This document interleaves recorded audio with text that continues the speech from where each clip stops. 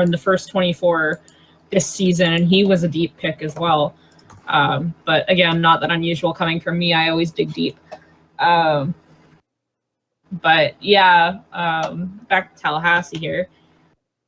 They are definitely not a defensive team, but even offensively, they have a lot of very weak. They're a very poor defensive team, and they are not that great offensively either. They have some good offensive players. Their guards are still really, really good. But you can't survive on three really good guards. Yeah. But you can't survive with three really good guards. Constantine Jones has the potential to really help beef up their defense if they can get his defensive rating up. And same thing with LaRocca. LaRocca's not that old. He's only fifth year. So both of those centers have huge potential. Hedden and Rebecca are even younger and have even more potential. When you think of it, if you want to think of it that way. I think their weakest spot currently, I would actually say, is their small forward position. I don't think Springer belongs as a small forward. I believe she's structured more like a power forward. Springer, I think. Let me look at her. I seem to recall she was quite large. She's 6'10". Yeah, she's 245 pounds. She belongs more in a power forward position. So they've definitely got some poor balancing going on here. They need to reshuffle. Yeah, they need to sort of refine the right balance for their team, because I'm thinking they should try their rookie Tahiri in the small forward position. Because, again, I believe Mikhail is a small forward, but I don't think he's ever been a very good player. And he hasn't had a lot of minutes yet, but Tahiri has had a few minutes. Tahiri isn't even on there. Oh, no, there he is at the bottom. His offense isn't great, and his defense isn't great, but again, he's a rookie. But it might be worth trying him on the starting line, because he might act as a better small forward than somebody who's 6'10" and heavy, and probably slow, and all of this other stuff. Yeah. Or try Nebioza, because he's actually a swing fur, so he kind of fits in that small forward position anyway. But yeah, they've got a lot of rebalancing to try. I think they should be trying to put Narkisa in Velox's spot and see if she can hold her own. Mikhail was not given enough time to show up on the metrics chart from last year. Yeah, and they could probably give him a little more time here too, just to see what happens. Well, I mean, if they were to bump, he's only played about 14 minutes, so yeah. If they were to bump Tahiri or Mikhail up to Springer's spot, pull Springer down to bench, and maybe even swap Constantine for LaRocca. Because they're fairly evenly matched. Constantine's definitely going to be... He's more offensive and not quite as good defensively. I think basically the general consensus for Tallahassee is experiment with the roster, especially benching. Find a balance, because right now they're not balanced. Right now they're totally unbalanced, and they've got to find that balance. And yeah. I think they should take that empty space they've got and either look for a decent forward or a decent swing fur. And I'm actually leaning towards suggesting that they go for a decent swing fur. Shopping. They're good on guards, because it's obviously they're good on guards between Valex, Korver, and Narkissa. They mainly are lacking in the small forward position. I think Rosalie Smoot is still pretty good for their big fur, for their power forward. Yeah, leave Smoot where she is. Leave Rosalie Smoot where she is. She is worth if you want. If you can find like an awesome power forward for cheap, you can maybe throw Smoot up to center. Like Amelia. I really wouldn't want to put Smoot at center because when I had her in Biloxi when I was coach, anytime I would put her in center, she was likely to get an injury, and that's not really a good idea. I think they need to just play around more. I think they need to try Narcisa on the starting line. I think they should try Constantine on the starting line. And I think they should move Springer down to bench and put a smaller forward there than her. Yeah. Because right now, as far as I'm concerned, she's way too big to be in that position. And I'm pretty sure she's playing out of position playing there. I'm fairly certain she's a power forward, not a small forward. So that's my suggestion is, try that out, fiddle around. They need to find a balance, and when they go to find another player to fill that 15th spot, a small forward or a swing for would probably be their best bet. Yeah. Anyway, I think we pretty much covered Tallahassee, I would want to say. Let's move again from coast to coast to Alaska. Hi, Rukaya. How are you? Hawaii's rivals. Woohoo!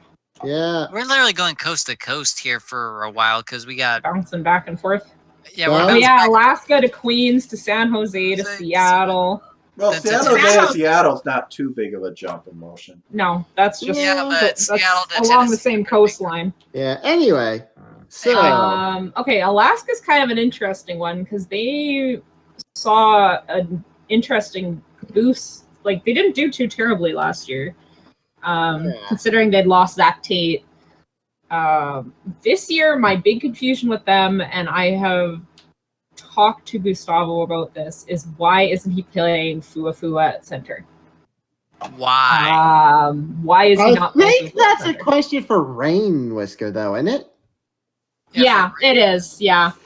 Either way, I've still mentioned this to Gustavo, especially when he wanted Ati during the free agency. Yeah, Kilsami's still a young player. And still, Fuafua is only in his 3rd or 4th season. Yeah, and he was drafted pretty early, if I recall correctly. Yeah. He was top 24. So why are you not playing him at center? And yet they're playing I believe he's a sophomore, Okayu, as their starting center at the moment. Yeah, Kilsami was drafted in 2013 at number 3. Yeah, he was actually ahead of Barnaby in that draft. Yep. And yet, I don't know if it's from Kinto or if it's because of the team itself, but Fuafua has not. I told Gustavo that Fuafua has the opportunity, the skill to become their star center, but they're not making it happen. Whoa, I see one huge problem with the roster. What? Too big first? No. Who is their backup? Holy crap, yeah.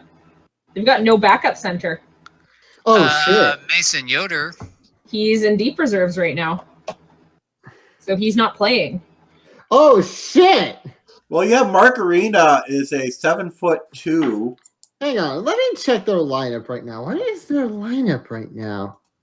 Yeah, Mark Arena Jr., which is a 7'2" player. 7'2", and he's a forward? What? Wait, who created him? Which player? Mark Arena Jr. Oh, that's Marty. That's Martineau's character from this year that went to the same college as Ati and Wesley. Oddly, I do not know why. It's because he probably did like best as power forward and only like okay as center, as opposed to like good, the best good. He probably just did best okay.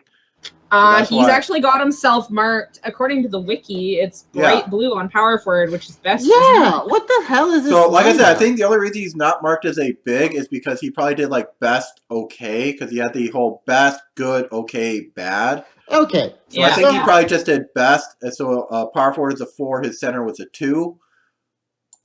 But even as a big fur, he's really big for a big fur. Yeah, 7'2" is probably. He's Ati's size, and Ati is a pure center. So that might have to be something to talk to Martineau about at some point, because that can be changed. Talk talk to Marno and have Marno talk to the about that. Alaska really likes their 7'2" people because Kilis Amasi, Ogun, and Margarino are all 7'2". Really? Wow. And so was Ati, and they wanted Ati. Okay, hang on. So here's my proposed lineup for Alaska. I think normally they would have Devon Calendine on point guard, but he got injured in a recent game, so he's not going to be back on the line for a while. So right now, there's nothing they can really do about the guards or the forwards. They've been trying to get rid of Yoder. Yeah, my suggestion would be they put Jordan McGratholitis at the power forward and Kilisimasi Fuafua at the center. Right? That's what I think. Yeah, and then have Ogun as a backup. Yeah. Yeah, bump Ogun back to maybe 6 on the bench. Yeah. See, this has always been the thing with Alaska that has always annoyed me since the beginning of time. Like they usually have a very good team, but like Rain and no offense, Rain Whisker, because you're pretty awesome. I love you, Rain. You're an awesome guy. but you're a weird coach sometimes. Yeah, I mean, you have all the tools for success right in front of you, but you're kind of putting them in the wrong spots, really. Got all the puzzle pieces, but he can't figure out where to put them. That's a nice way of putting it. Yeah, he's got 14 pretty good little puzzle pieces here. Yeah, sorry, Rain. But lining them up properly doesn't seem to necessarily be his strong suit. Again, love you, Rain. No offense, but this is what we're here to do. Yeah, that's what we're trying to do. It's like give the teams that are sort of struggling, maybe give them a few hints. So the biggest thing, and it's a long running thing too. So and you're right. I probably should have talked to Rain Whisker about this, but I have talked to Gustavo about this, and he is quite capable of talking to his coach. Yeah. Fuafua should be their starting center. Because the reason I said that I wasn't going to send Ati there was they had quite a few centers at the time, centers and big furs.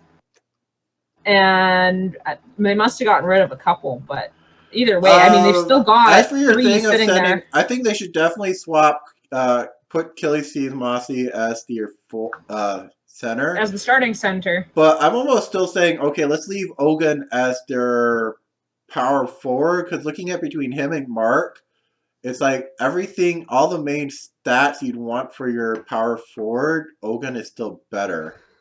Yeah. Because if you look at rebounding, Ogun is still much better in both rebounding percentages than Mark. Yeah. Yeah. Better defensive rating and not that much worse of an offensive rating. That's fine then. Swap Fuafua and Okayu. Keep Mark Garino where they've got him. Maybe bump Yoder up on the bench. I don't know. I know they were trying to get rid of Yoder. I don't know how bad Yoder is. Offensive rating on him looks decent, but his defensive doesn't look that great. Yeah. I would still say go with Jordan on the 4 because it's like he was one of Plymouth's better players last year. And Jordan McGrath, Aladdis. Okay. Yeah. How does Jordan look? Jordan McGrath, offensive. His offensive sucks though, and his defensive isn't that great either. Huh. That's so weird. For a power forward, I think they're better off having Okayu on starter. He might not have quite as good as an offensive rating, but his defensive is better. Because they've got scorers. I mean, Najak, Matthews, and Slade are all scorers. They don't need scorers on their backcourt. They need defense. Well, I'm pretty sure when he's back up, it's more Matthews, Calendine, and Najak. Wrong store. Actually, no. Why is Najak's offensive rating under 100? Huh, that is no idea, because he was shooting like mad last season. Yeah. That is very weird. Because Najak was their star player last season. Didn't he get an award or something last season? He got 6th for of the year. He's definitely fighting for he's one of those people fighting for the most 3-point. Nope, actually no, that's Matthews.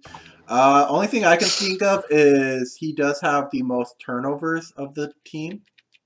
Okay. Oh yeah, that would do it. Yeah, that would do it. If you can't keep the ball, that's not good. Yeah, so I think maybe